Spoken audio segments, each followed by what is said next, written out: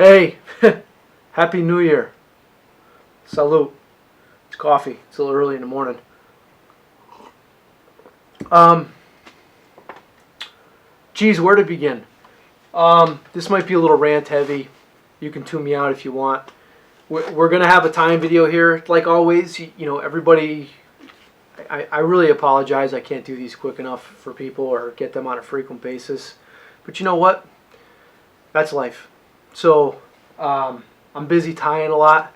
This is my primary business now. This is all I do. So, and I like to fish too. And I take some people fishing occasionally. So I try to fit in stuff when I can. I see a lot of things online, and I can't wrap my head around some things. Listen, I'm all for excitement in the sport and people getting into tying and do all this stuff, and I'm not the guy that likes to sit by a strong set of rules when it comes to material use and certain things. But then there's what I like to call just the blatantly obvious. Just some really ridiculous things I see. That's mostly social media. It's kind of why I've narrowed my social media focus down to Instagram, and that might even be on borrowed time. I know I'm going to catch heat for this, but people are afraid to say it like it is, and I'm not. So you don't have to agree with me or not, but I can't. I got a list of notes here, some of the stuff I've seen in the last few weeks, and I feel bad for some of the people that are new to doing a lot of this stuff, because it seems like there's seas of not really good info for people out there, and they got to kind of swim through all that and hopefully figure some things out. Listen, it all comes down to a lot of common sense. The coolest thing with fly fishing and tying, although lately, maybe it's because it's the winter, I don't know. If you want to chime in on this, you can in the comments, because I'd love to know. It seems to me this year more than ever, the egos are out hardcore on like social media. I feel like I'm watching an episode of The Mandalorian. What's that phrase they say in there?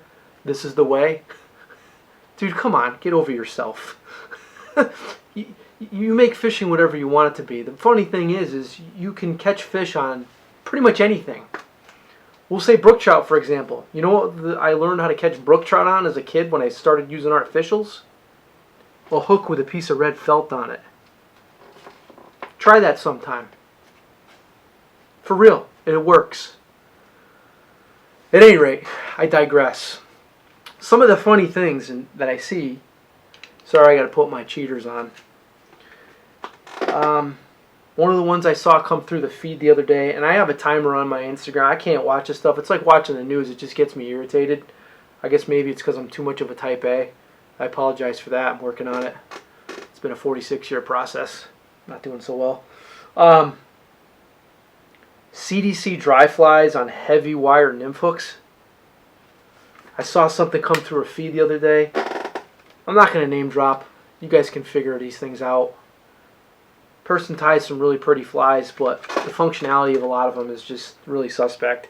So when you tie with CDC, which is an ultralight material, and you put it on something that's heavy, yeah, while it's dry, it's probably going to float, but after a fish or two, or it sinks once or twice, I don't care how much floating you put on that thing. You're going to be fighting that fly the whole time. So, common sense error. Use the proper hook for the right application. Seen some interesting things. I guess we're in a brush craze again. Why do you need to put marabou into a dubbing brush? If you choose the right marabou feather with the right stem, something that's thin and pliable, which goes back to if you're tying, you want to kind of look for your materials that are going to work most for you. Remember what I said? I've said this before. I said it in my book. When you look at natural materials, you need to spend the time to inspect them. Unless you've got a very reliable source that you can get your stuff through the internet through. Those are the types of materials that personally I am going to spend some time in the shop or wherever I'm going to get them, and I'm going to pull some of that stuff out and look at it. Yeah, you can do that. You could put marabou into a brush, but it's going to fall out eventually. I don't quite understand that. Not a knock on the person who did it. I just don't quite understand why you would do it. It's just an added unnecessary step. I know I'm going to get hate for that. Don't really care. One of the biggest things I see, I get questions from some of the younger guys out there about, vice setups and stuff, and I don't care if you are a commercial tire or you're a casual tire. I've seen so many contraptions and I know the big manufacturers are going to hate me for saying this, but it's cool and whatnot to have all these gadgets, but I'm going to be 100% honest with you. The more stuff you have hanging off your vise, it's like having to tie with a cast. You're creating issues for yourself. So it's like, granted, my workspace right now is a little banged up, but I'll get into why it is in a minute. But if you look at my vise, or you look at any good tire, or any tire who does stuff, especially commercially, they don't have a whole bunch of gadgets and doodads and other bullshit hanging off their vise. If they've got anything, they've got a bobbin cradle if they use a rotary vise like I do, and maybe a hackle gauge, but a hackle gauge you don't even need to put on there. That's it. Nothing else. There's all these crazy doodads, and everybody's like, oh, that's awesome, and blah, blah, blah, blah, blah. No, it's not. All it is stuff that gets in the way. Tool caddies, for example. I mean, you guys know I'm a Regal guy. Regal makes a phenomenal tool caddy, but I can't have this hanging on the neck of my vise. It's in my way. So I use it a little differently. I keep it on my desk, and I put my tools on my desk there. So I know Uncle Don's not going to be happy I said that, but if it works for you, that's fine. But what you will notice is less is better. You don't need all that stuff. Okay? If you need a tool caddy, put it somewhere off to the side where you can reach and grab your things. You don't want every known attachment and space age contraption attached to your vise, because it's just going to get in the way, and it's going to prevent you from doing some of those necessary steps when you tie. That's about it. I'll save some for another day. I did have a question come up the other day. Some people ask, because I've made comments about it in the past, and they want to know how many flies you tie in a year. So I actually, now that I'm a QuickBooks guy, I can give you an exact tally of how many flies I did last year, not including the ones I tied for myself or for a few friends. So 1,316 dozen, 15,792 of which are single hook flies, 6,316 are articulated, 1,500, actually, correct that, my numbers are off, 1,316 dozen flies. Total number of flies, and I'm going to break this down, is 15,792. 6,316 of which are articulated, 1,579 are double articulated, 7,897 single hook flies, for a grand total of 25,266 hooks used. It's a pretty good year. So, yeah, I spend a lot of time here. The finish is worn off of most of my vise heads and whatnot. So, and I know a lot of other guys that spend a lot of time, and girls that are commercial tires. So, I'm just going to say this one time and one time only. The people who you probably want to inquire with questions, doesn't necessarily have to be me, are those who actually spend the time at the vise. Okay? Just because something looks cool doesn't mean it is cool, and it may not function in water. Go out and have a blast tying. I think it's awesome. There's so many people now that are tying flies and fly fishing. I think I heard the number 10 million more new anglers last year. That's mind-blowing. We're almost like in that whole river runs through it thing again. It's crazy, to be honest with you. It's good and it's bad. Enough of my rant. Today, we're going to tie a trailer hook swing fly. This is just a variation of a streamer that I've had out there for quite some time. I'm using some different materials in it today. Like I said, it's a trailer shanked swing streamer. I like to do everything. Lately, I found myself swinging flies again in the winter just for fun when I get out and I'm not in my raft or my boat, which, holy smokes, I forgot how cold the water is this time of year. Not for nothing, you guys are crazy wearing waders and getting in the water up to here. I don't miss that much. I had a reality check the other day. I'm mostly in bibs all winter, fishing out of my raft or my boat, and pretty comfortable. But at any rate, what I enjoy about fishing these style flies, and you can fish these all year round, but I do like fishing them in the winter because it forces me to slow down. You might not catch as many fish if you go out there and you're drifting nymphs or whatever, but who cares? Right? If you're having fun, that's all that matters. End of the day. And the flies that we use in this method are fun to tie. And you can do this stuff on a single hand rod. You don't need a two-handed rod either. I digress once again. So, sorry for the heavy rants. We'll get to tying this fly, and then we'll take it from there. Alright? Good to be back. Hopefully semi-regularly. Thanks for tuning in. Alright folks, so we're going to tie one of these guys today in this particular color. So I've already got a micro shank in here. It's one of my buddy Greg's little micro shanks. There's a whole plethora of ways you can tie these on. This is a 23 millimeter. You can use whatever size you really want. We're going to use, and you could use 140 on this, but I'll use A-Dot today. A-Dot Vivus. It's in a brown shade. We're doing this in a ginger. So first things first, what we need to do is build our trailer shank. And there's so many different things you can use, but Greg's really into using wire and whatnot. I still am a huge fan of Fireline. This is 20 pound. It's Dyneema, that's pretty much what it is. Comes in a couple different colors. I'm just using this because I grabbed it real quick.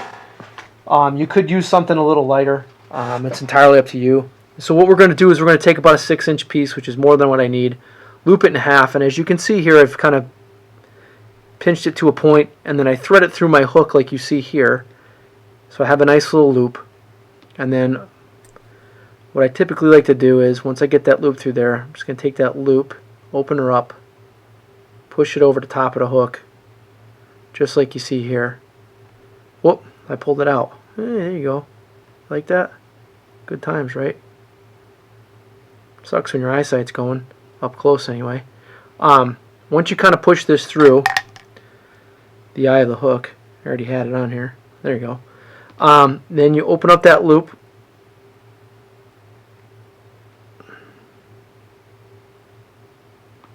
Just push it over the top of the hook, just like you see here.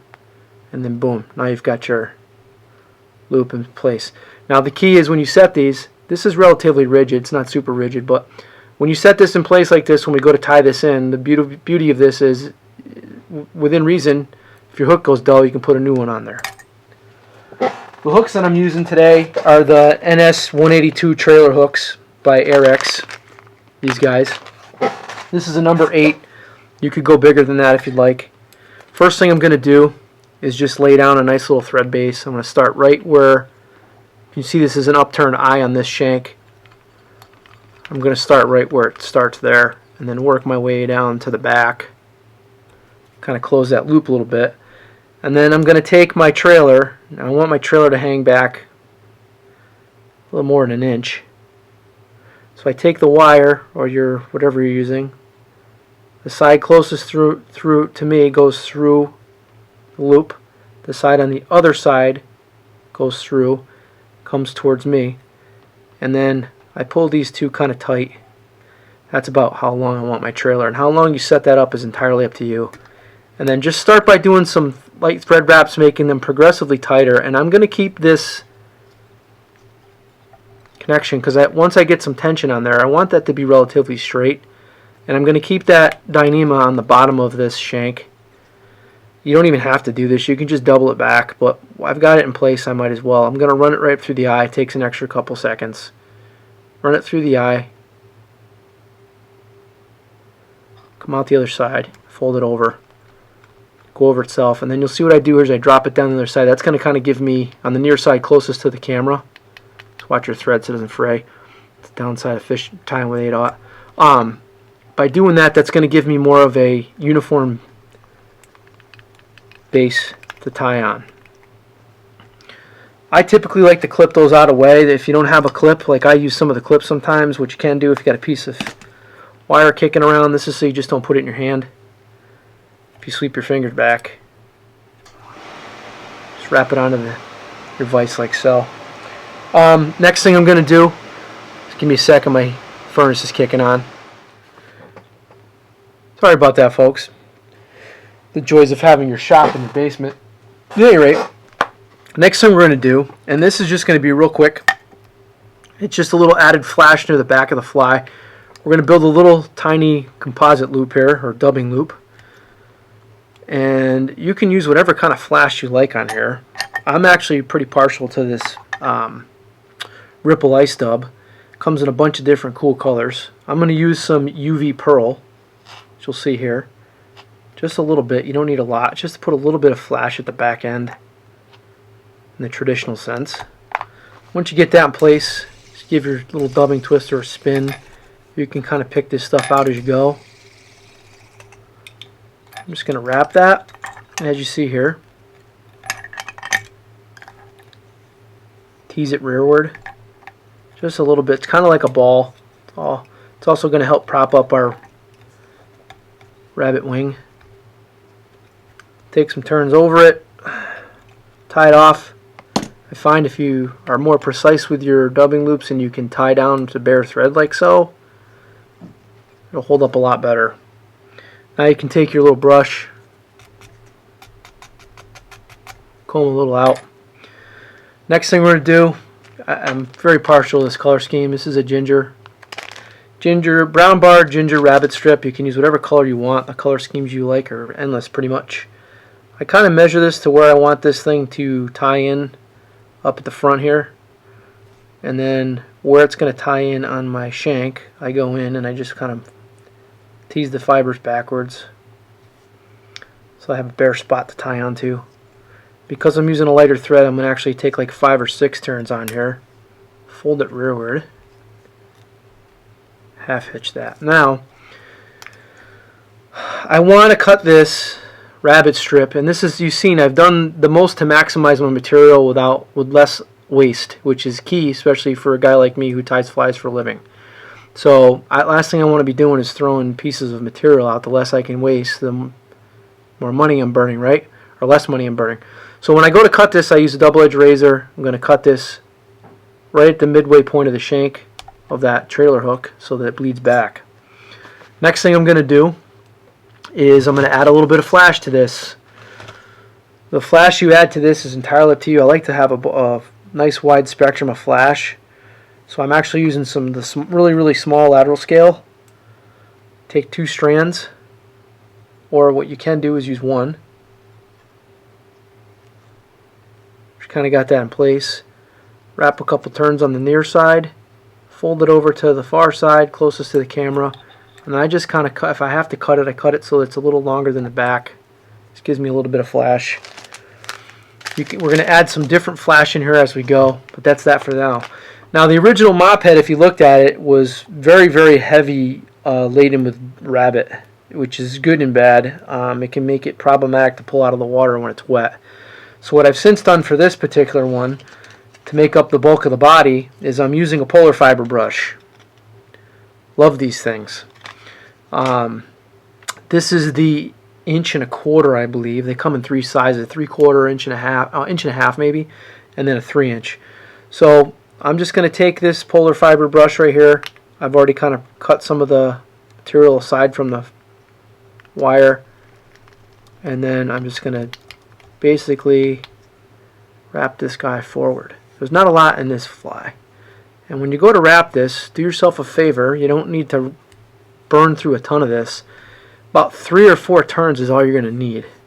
It's nice and sparse. The cool thing with polar fiber is it's a synthetic, so it's not going to get waterlogged, but it's going to give me a little bit of body to this fly, as you see here. Just going to kind of tie right over that. Bind it down a little bit.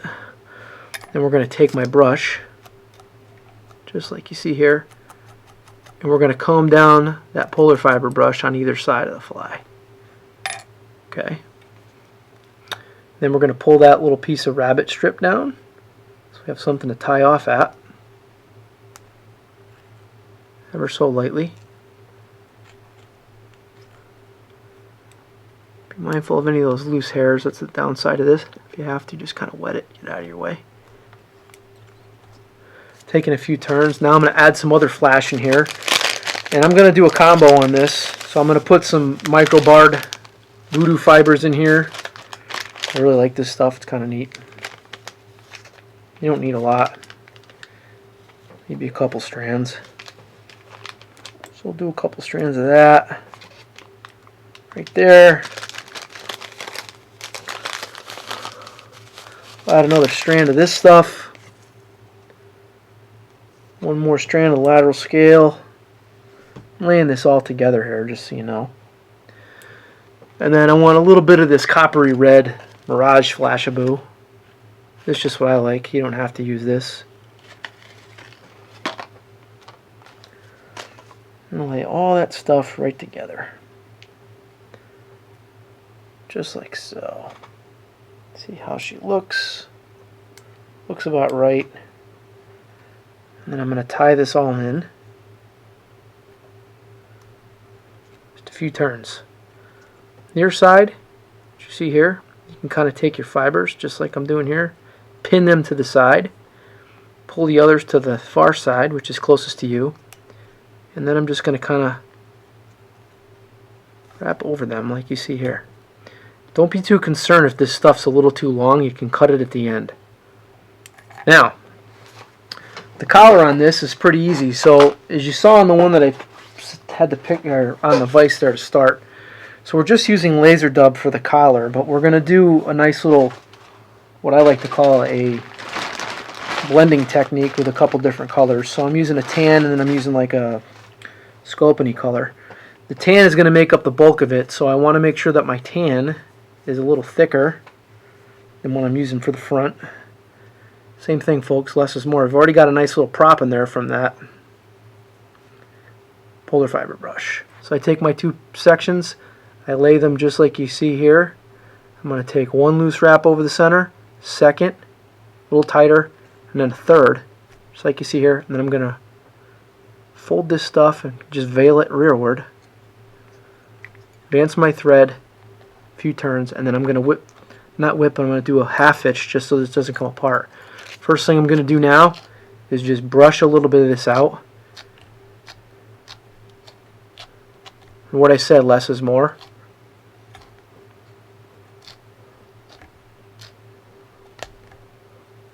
You can make these for steelhead too. I know Senyo and Schmitty make a lot of these bigger for that.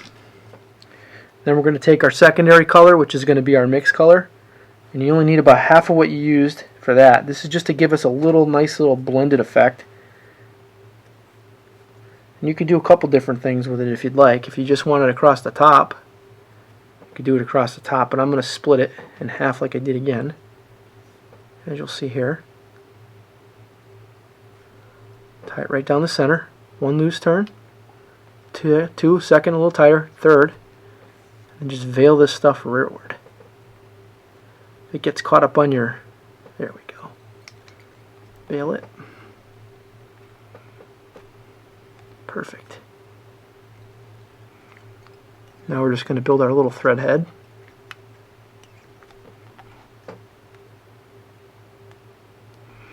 Nice and small.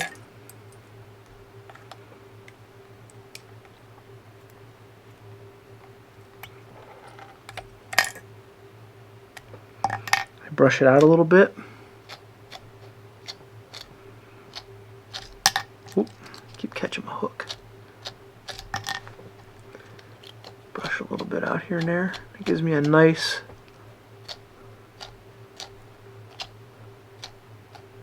multicolored veil on there. Then you can use whatever you want. Regular head cement, Sally Hansen's. I'm going to use a little bit of bone dry for my threads on the thread wraps here. Hit it with a torch, and you're done. Now you've got your nice little swing fly here. Like I said, if you're this is the Mophead version of a swing version of my Mophead. You can just go in here like this and just kind of cut these. I don't like them all the same length. Kind of mix them up a little bit. And now you've got your nice little trailer hook swinger fly. And this thing does all kinds of fun swimming and whatnot. If you want, you could put eyes on there, but I'll be honest with you, more often than not, you don't even really need them. You could get crazy with it, put jungle cock, whatever. Synthetic jungle cock, regular eyes, living eyes, you name it. That's it. That's your free little swinger there. Hope to get you some more of these fly videos here as we go. Sorry for the heavy rant in the front. Not really. Enjoy your day. Go have fun fishing and tying. I'll see you guys soon.